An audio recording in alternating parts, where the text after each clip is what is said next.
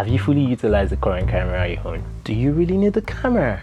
It's all marketing, guys. It's all marketing. Alpha. So hi guys, welcome back to my channel. So today guys, I really just want to speak about the Sony A9iii, which they actually released recently. And I know all over YouTube right now, as soon as I'm opening my YouTube page or opening YouTube generally, that's what I'm seeing all over my tail, like on my timeline. And I'm like, okay, yeah, I was like, let me even watch what this Sony A9 is all about. And seeing it, I was actually amazed. I was blown out. I was blown away. I said blown out. Yeah, I was totally blown away. I was like, oh yeah, cool, global shutter, 120 FPS and and all of that, which is actually really amazing. So, you know, thoughts actually just came to mind, and I was like, okay, wait, team, would you really want to buy this camera, or why would you think about getting this camera? So this is the same thoughts in which I think maybe some other people out there could actually be having, like, do I really want this camera? Do I need this global shutter? Do I need that fast frame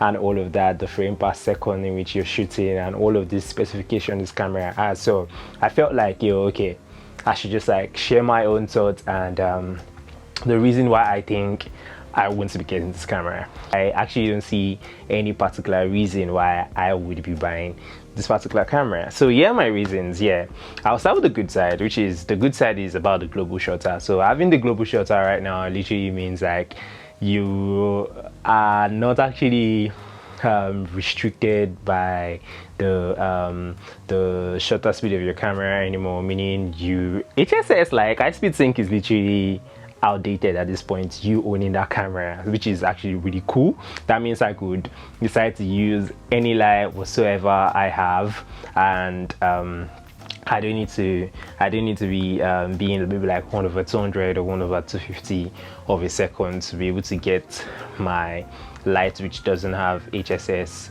to still shoot with it. So that means I could cut the natural light or the ambient light in an environment while still keeping my flash whatever speed. But that also comes with a caveat also. As we all know, when you use flash, your shutter speed majorly affects the ambient light and not the flash itself. The only time it affects is when you go over the sync speed of your camera, that's quite cool. So most lights is generally going like work in that aspect. And also, let's talk about the 120 frame raw burst mode, and I was like, wow, that's so cool. The people that this might actually favored most is let's say the sport photographers or like wildlife photographers. But as I am a portrait and fashion photographer, I really do not see any need having a 120 frame burst mode. Like, that means I'll just be running out of like card space in no time. And the buffer speed is great according to the videos I've seen and everything, but like, do I really need 120?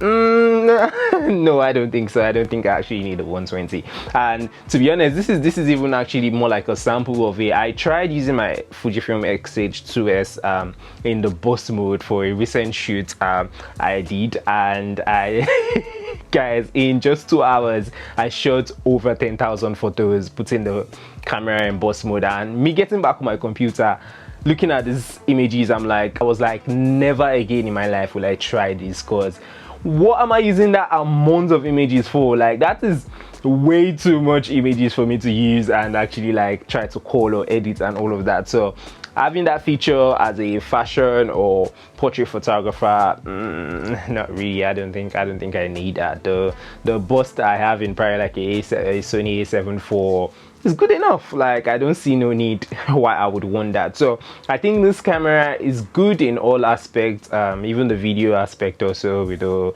120 FPS and in full frame and all of this is cool. But I think this camera is more of a niche camera to, like, let's say sport photographers or wildlife photographers. But for me as a portrait photographer, the only reason why I might be considering this camera might be because of that global shutter, which means, okay, literally I have the freedom.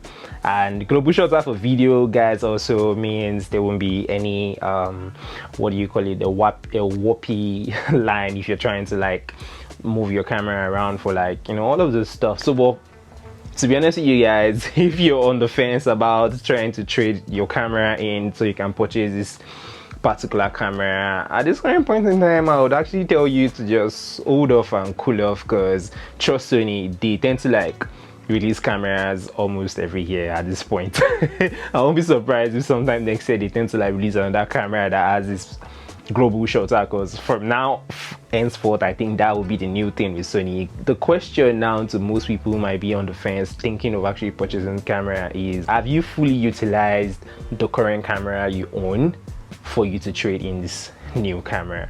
Like, I sat down and I'm like, having all of these cameras I haven't created images that I'm going to be like super elated and proud about using these devices or using these cameras I have. So is it a new camera I'm going to purchase that will make me get those particular images I want to get?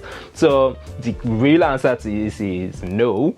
So I would rather just cool off and let the hype of the YouTubers and everything just get away from me, and bad energy go away. So I would rather just cool off and still stick with my particular gear. And yeah, I hope you guys enjoyed my rant today, and if you feel like you want to get a camera, go ahead, get a camera. You can tell us down in the comment section how you actually enjoy this camera. But the whooping, how much is the camera again? Almost £6,000. That's a lot still. So yeah, that's just what I have to tell you guys today about my thoughts about the Sony A9 III, and I'll be seeing you guys in my next video. Don't let the YouTube videos confuse you guys.